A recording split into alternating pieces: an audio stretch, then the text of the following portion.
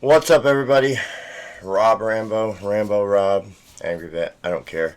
I don't give a shit. We're going to be watching a video about Trump and Macron's meeting. All of EU's been in knee. First it was Mexico, now Canada. He's leading by strength. This is why we voted him in. I'm just going to let the video do the talking. Hit the like button, subscribe. I'm trying to get to 50 subscribers so I can, go live and spread the message. I appreciate it. Alright, let's get into it.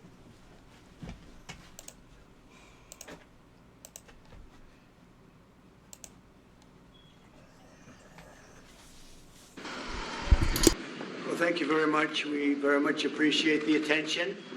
Today's a big day in that we had a G7 and President Macron, who's a very special man in my book. We were together. We did it together. And I think a lot of progress has been made. We've had some very good talks with Russia. We've had some very good talks with others, and we're trying to get the war ended with Russia and Ukraine. And I think we've come a long way in a short period of weeks. And the president's been very helpful also. And we're also talking about trade, various trade deals that we will be doing with France. And we'll be discussing a little bit further. Then we'll have a press conference later on. You can ask some questions. We'll be having a press conference in a little while. We're going to have lunch with the entire French staff, and we look forward to it. And again, the relationship's been very special with France and very special with this gentleman on my right. And we look forward to keeping that going for a long period of time. Thank you very much. Thank you. Thank you, Mr. President. Thank you. Thank you. No, thank you. I want to thank Mr. President for his hospitality. We had a good discussion this morning for the G7 here, and for the third year of this war in Ukraine. And I think our common objective clearly is to build peace, and a solid and long-standing peace. And this is what we will discuss, obviously, because I have great respect for the bravery and the resistance of Ukrainian people. And we do share the objective of peace, but we are very aware of the necessity to have guarantees and solid peace in order to stabilize the situation. I'm here as a friend. I think he's hating every second of that. Look at him. He doesn't want to be there. It's so fucking funny. He did not think Donald Trump would be sitting there. Because through centuries we've been friends, and we are personal friends, as you mentioned it, because we work very well together. And I think the U.S. and France always stands on the same side, the right side, I would say, of history. Mm-hmm. And this is exactly what's at stake today. And this is a very important moment. Yeah, running. And I'm here after discussions with all my colleagues to say that Europe is willing to step up, to be a stronger partner, to do more in defense and security for the continent, and as well to be a reliable partner and to be engaged on trade, economy, investment in a lot of topics. So I'm very excited by the discussion we will have, and obviously we will follow up. And I want to thank you again, Mr. President, for your presence for Notre-Dame de Paris. It meant a lot for French people, and I want to thank you for that.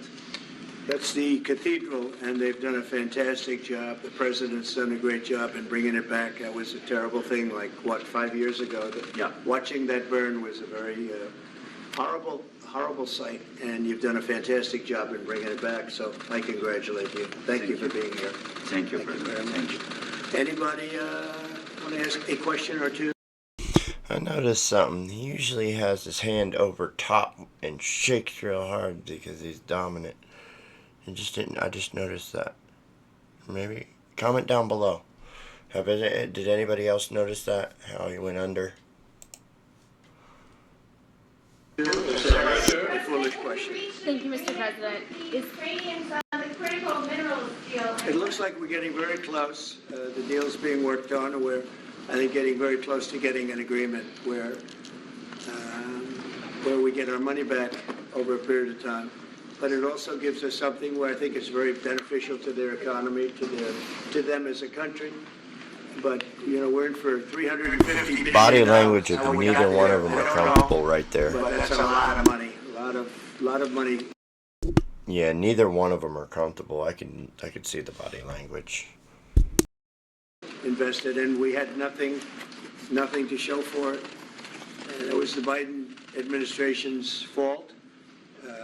The Europeans are in for about $100 billion, and they do it as in the form of a loan. And the Europeans have been great on this issue. They understood it wasn't fair, and we were able to work something out. But with the Ukrainians, I think I can say that we're very close. Scott's around here someplace, and I think we can say that we're very, hi Scott, I think we're very close. Do you have something to say about that, Scott? We are very close.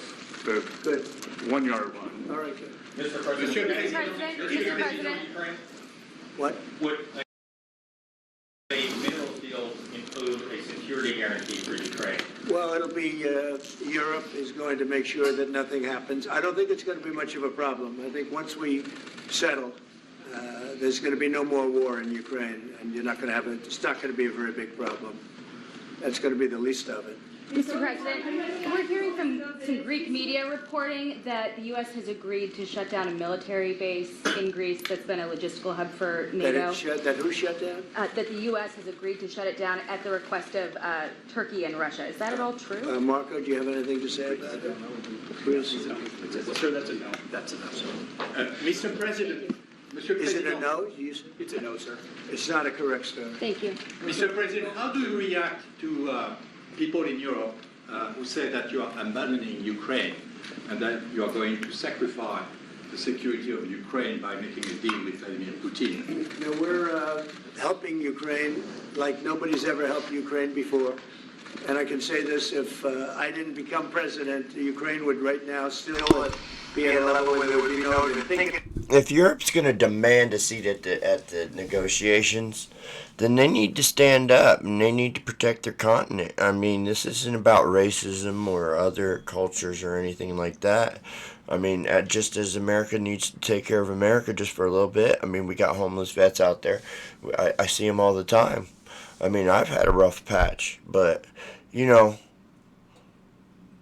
Europe needs to step up.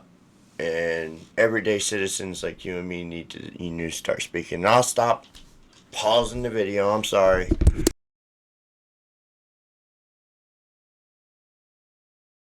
Thinking about a peace, and it was it's a sad thing that this happened. This would have never happened. This war if I were president.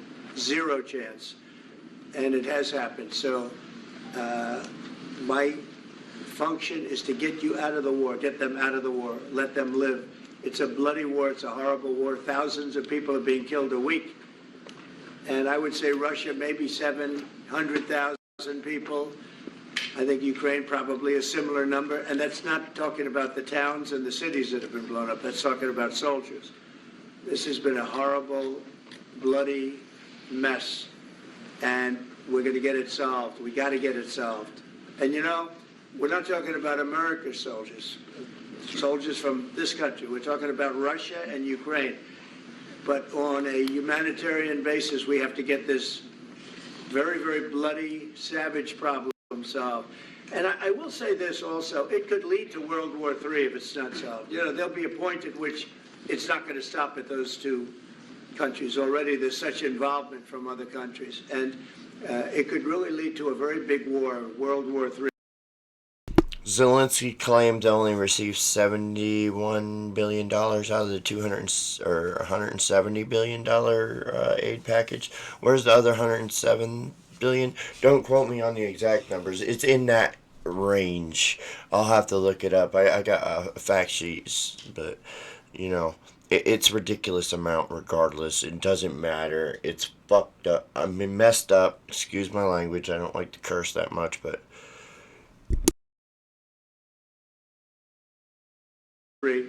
and we're not going to let that happen either. Would you support the idea to send European troops in Ukraine to back the ceasefire? European troops may go into Ukraine as peacemakers. So when the agreement is done, they can watch that everything's followed properly. I don't think that's going to be a problem. And a lot of the European countries, I think, I don't want to speak for France, but I know that the president's talked about doing that also. I think that'll be a very good day when we can go in as peacekeepers as opposed to what's going on right now with everybody being killed. Will they So- have U.S. backing, those troops going into Ukraine? Will they have U.S. backing from U.S. troops? Well, we're going to have a backing of some kind, and obviously the European countries are going to be involved. And I don't think you're going to need much backing. I think that's not going to be a problem. Once an agreement is signed, Russia's going to get back to its business, and Ukraine and Europe are going to get back to their business. I don't think it's going to be a problem. Mr. President, Can you talk about Doge? Mr. President, It says something here about the G7 call. Earlier that day, Trump and Macron joined a 2-hour G7 virtual meeting from the. I think that's the biggest waste of damn time, that G7 summit or whatever it is. It's ridiculous. Press conference highlights, joint presser. I think this video is just going to go on a loop for a couple other. I think he's just going to answer questions here, and you know what kind of stupid questions they're going to ask. They're all the same. It's all, the mainstream media is going to ask them baiting questions, and then, the real news, the people that's actually trying to tell people, like me, like you, if you have a video, shoot, some people got a lot of traction, like the Bongino. He gave up a lot. He's making far less money being the FBI deputy director than he is, when he was a podcaster. He's making bank. So he's doing us a service, so we need to respect that. Same thing with Cash, same thing with Trump. I mean, he's taking a huge losses. I mean, and then we got these pipsqueaks out there, they're gonna mess around and find out. Hands behind their back. I don't know. I think this goes on a loop. You guys got the drift. How about you drop a like and a comment down below. Tell me what you think. Tell me if Europe is bending a knee, if Trump's strategies are working. Let me know. Engage, like, comment, share. I don't care if like me, hate me. I don't give a shit. Tell me so I can change. I'm open. Alright. Thanks for watching. Peace. Look for some more videos, especially on AI. Look for some tech videos. I'm going to do some project examples. I'm going to talk about anything I want. This is my damn channel. So, like that says,